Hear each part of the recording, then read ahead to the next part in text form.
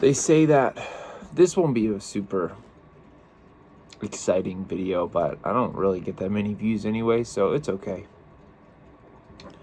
They say that the difference between somebody who's just good and somebody that's world class is somebody that is willing to do boring things over and over again. Look at somebody like Sam Sulek. He does the same things over and over again, and that's how he is. That's why he is where he is today. One time Chris Bumstead was asked, what's the hardest thing that you did in your 10-year bodybuilding career?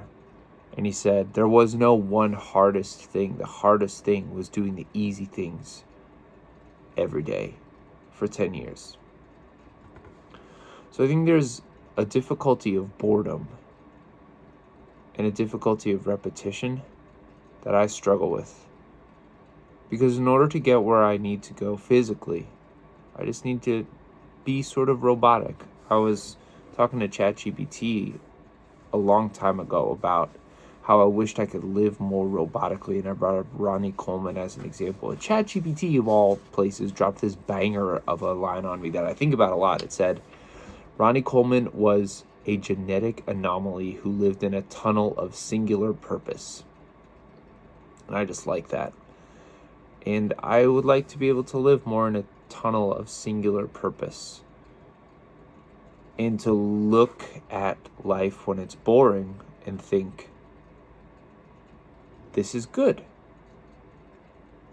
If I'm doing the same things every day and I'm bored by it, that's good, because I'm just building good habits.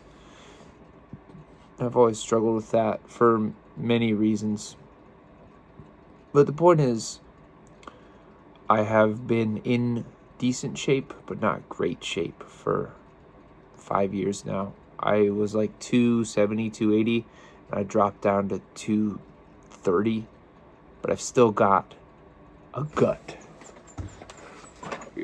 I've still got like a gut that I want to deal with. And in order to deal with that, I have to take things to a more boring level, a more robotic level, where I do the same things over and over again. And I have, for 5 years, 3, 4 years, I don't know, for several years now, you make progress and then you backslide, or you do the boring thing for 7 days and you think, I'm so bored, I'm going to do something else. And then you lose the progress that you had. And last night I hit a point of frustration where I work from home. I don't really have people.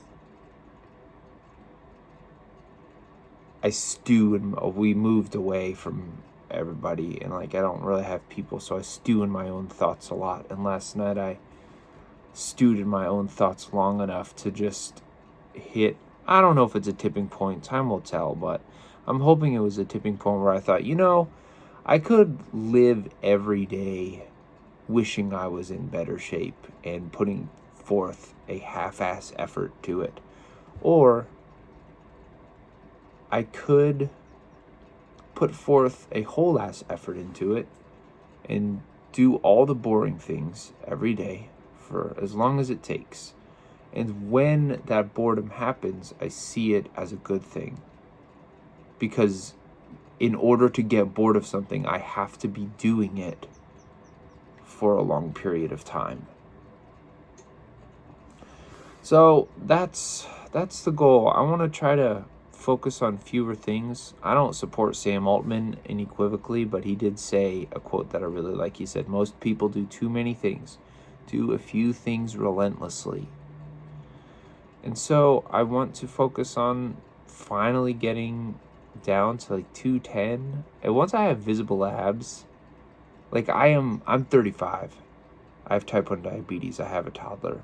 But I refuse to believe that visible abs are impossible. The dream that everyone has is not dead in me. I have it too. So I really want to have everything in my life be funneling towards the goal of burning calories, retaining or building muscle and getting more steps. Chores do get steps. I'm looking out my window right now. There's yard work that gets steps. Like, if I can deal with boredom, I can do it. And if you can deal with boredom, you can do it too. So stay tuned. We'll see how long it takes.